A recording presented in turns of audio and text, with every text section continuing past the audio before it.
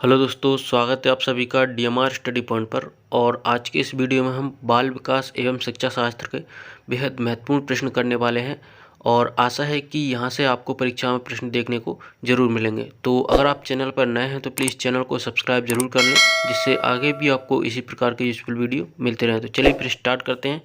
देखिए, पहला प्रश्न लिखा है, जिस बच्चे की बुद्धि लब्धि 90 से 110 के मध्य है तो वह है। ऑप्शन देखिए, सामान्य बुद्धि, प्रखर बुद्धि, उत्कृष्ट बुद्धि या प्रतिभाशाली बुद्धि।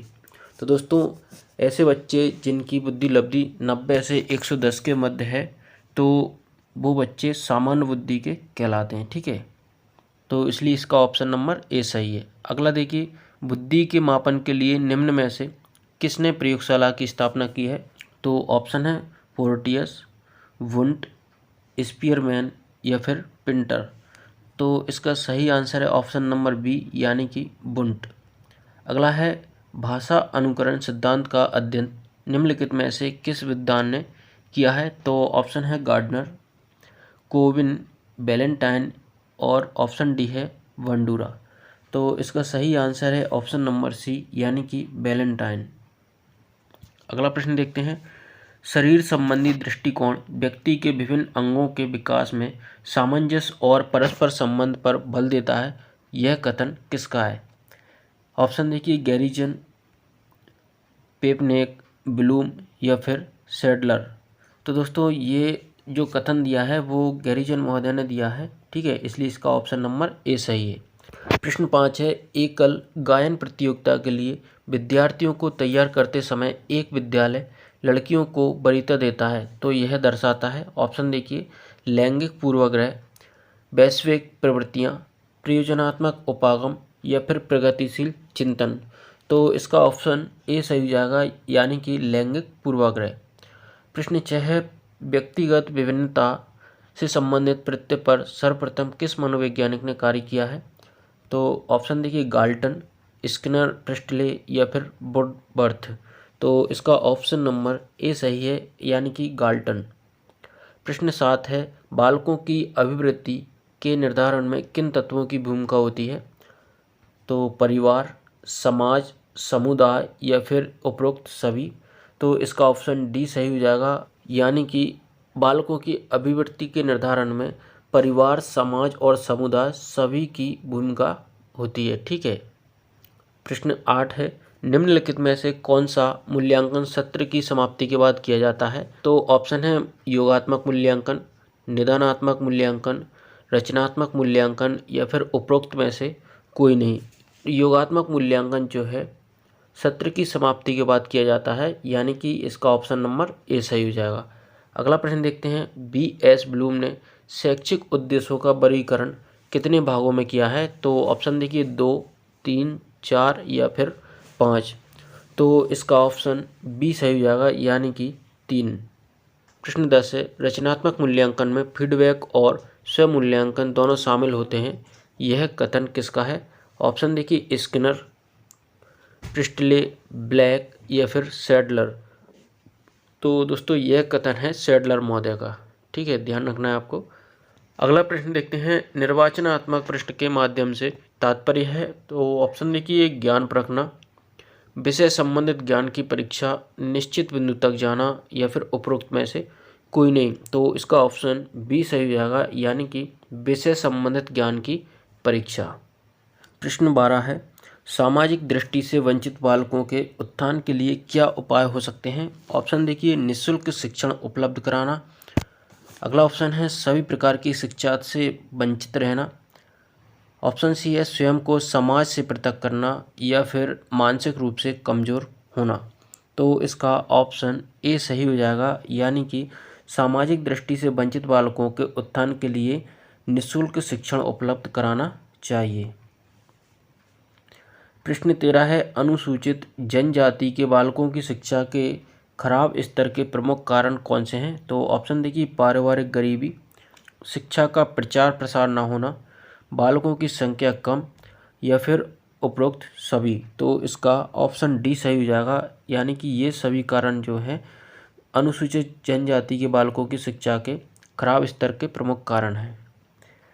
प्रश्न 14 है समस्यात्मक बालक से तात्पर्य है। ऑप्शन देखिए व्यवहार में असामान्य बातें, विकलांगता से ग्रस्त, मानसिक पिछड़ापन या फिर श्रवण दोष युक्त। तो इसका ऑप्शन ए सही हो जाएगा, यानी कि समस्यात्मक बालक जो होते हैं वो व्यवहार में असामान्य बातें करते हैं। ठीक है, अगला प्रश्न है अध्यापक प्रतिभाशाली बालकों की पहचान निम्न प्रविधि से कर सकते हैं। ऑप्शन देखिए अभिरुचि परीक्षा, पाठ्यक्रम की समृद्धि, बालकों के गुण या फिर मनोविश्लेषणात्मक अध्ययन। तो इसका ऑप्शन ए सही हो जाएगा, यानी कि अभिरुचि परीक्षा। अगला प्रश्न देखते हैं टेलर के अनुसार सृजनात्मकता के कौन से प्रकार हैं। तो ऑप्शन देखिए नवाचारित सृजनात्मकता, चित्रपूर्ति सृजनात्मकता, सहग्रामी सृजनात्मकता या फिर समस्याओं का सृजन। तो इसका ऑप्शन ए सही हो जाएगा, यानी कि नवाचारित सृजनात्मकता। प्रश्न 17 है कक्षा में सीखने को प्रभावित करने वाले कारक कौन से हैं। ऑप्शन देखिए बुद्धि, अभिरुचि, परिपक्वता या फिर ये सभी। तो इसका ऑप्शन डी सही हो जाएगा, यानी कि कक्षा में सीखने को प्रभावित करने वाले कारक बुद्धि, अभिरुचि और परिपक्वता ये सभी होते हैं। प्रश्न 18 है सीखना अनुभव या व्यवहार में परिवर्तन है, यह कथन किसका है।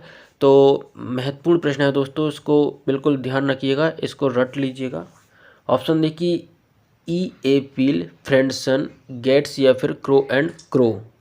तो इसका ऑप्शन बी सही हो जाएगा, यानी कि फ्रेंडसन। अगला प्रश्न देखिए निम्नलिखित में से कौन सा तर्कणा का प्रकार है। तो ऑप्शन देखिए तत्परता तर्कणा, अभ्यास तर्कणा, आगमनात्मक तर्कणा, प्रभाव तर्कणा। तो इसका ऑप्शन नंबर सी सही हो जाएगा, यानी कि आगमनात्मक तर्कणा। प्रश्न 20 है क्रॉनबेक ने अधिगम के कितने तत्व बताए हैं। ऑप्शन है 7, 3, 4 या फिर 5। तो इसका ऑप्शन ए सही हो जाएगा, यानी कि क्रॉनबेक जो हैं इन्होंने अधिगम के 7 तत्व बताए हैं। अगला प्रश्न है पेस्टालॉजी विधि के जनक कौन है। तो ऑप्शन है हेलेन, पार्महर्स्ट, जॉन हेनरी पेस्टालॉजी या फिर फ्रॉवेल। तो जॉन हेनरी पेस्टालॉजी जो हैं पेस्टालॉजी विधि के जनक हैं, इसलिए इसका ऑप्शन सी सही हो जाएगा। अगला है अनुभव जन अधिगम का सिद्धांत निम्न में से किसका है। ऑप्शन है कार्ल रोजर्स, कोहलर, लेविन या फिर रिचर्ड्स। तो इसका ऑप्शन ए सही हो जाएगा, यानी कि कार्ल रोजर्स। अगला है किशोर अवस्था की पहचान है। ऑप्शन देखिए मानसिक विकास, संवेगात्मक परिवर्तन, संवेगात्मक अभिव्यक्ति या फिर उपरोक्त में से कोई नहीं। तो दोस्तों संवेगात्मक परिवर्तन जो है किशोर अवस्था की पहचान है, इसलिए इसका ऑप्शन नंबर बी सही हो जाएगा। अगला प्रश्न है वाल्टर कैनन ने किस सिद्धांत का विरोध किया है। ऑप्शन देखिए लेंज का सिद्धांत, सिंगर का सिद्धांत, वार्ड का सिद्धांत या फिर संज्ञानात्मक सिद्धांत। तो इसका ऑप्शन नंबर ए सही हो जाएगा, यानी कि लेंज का सिद्धांत। प्रश्न 25 है विकासात्मक सिद्धांत का श्रेय किस विद्वान को दिया जाता है। ऑप्शन है ए पीले, जीन पियाजे, फिलिप या फिर कैनन। तो इसका ऑप्शन नंबर बी सही जाएगा, यानी कि जीन पियाजे जो हैं इन्हें विकासात्मक सिद्धांत का श्रेय दिया जाता है। अगला है आंतरिक अभिप्रेरणा का तात्पर्य है। ऑप्शन देखिए आंतरिक वातावरण, स्वतः अभिरुचि, अर्चित प्रेरक या फिर कृत्रिम प्रेरक। तो 26 का ऑप्शन नंबर बी सही जाएगा, यानी कि स्वतः अभिरुचि। अगला है आवश्यकता पदानुक्रम सिद्धांत निम्न में से किसका है। ऑप्शन है ए पीले, जीन पियाजे, फिलिप या फिर अब्राहम मैस्लो। तो इसका ऑप्शन नंबर डी सही हो जाएगा, यानी कि अब्राहम मैस्लो। अगला है सीखने के व्यक्तिगत कारकों में निम्नलिखित में से कौन सा सम्मिलित नहीं है। ऑप्शन देखिए सीखने वाले की अभिवृत्ति, शारीरिक एवं मानसिक स्वास्थ्य, सामाजिक वंश क्रम का ज्ञान और ऑप्शन डी है सीखने का समय तथा अवधि। तो इसका ऑप्शन नंबर सी सही जाएगा, यानी कि सामाजिक वंशक्रम का ज्ञान। अगला प्रश्न है बालकों के सीखने में प्रेरणा को किस रूप में उपयोगी माना जाता है। ऑप्शन देखिए बालक की व्यक्तित्वता का आदर, पुरस्कार एवं दंड, प्रशंसा या फिर उपरोक्त सभी। तो 29 का ऑप्शन डी सही जाएगा, यानी कि ये सभी जो हैं बालकों की सीखने की प्रेरणा के रूप में उपयोगी माने जाते हैं।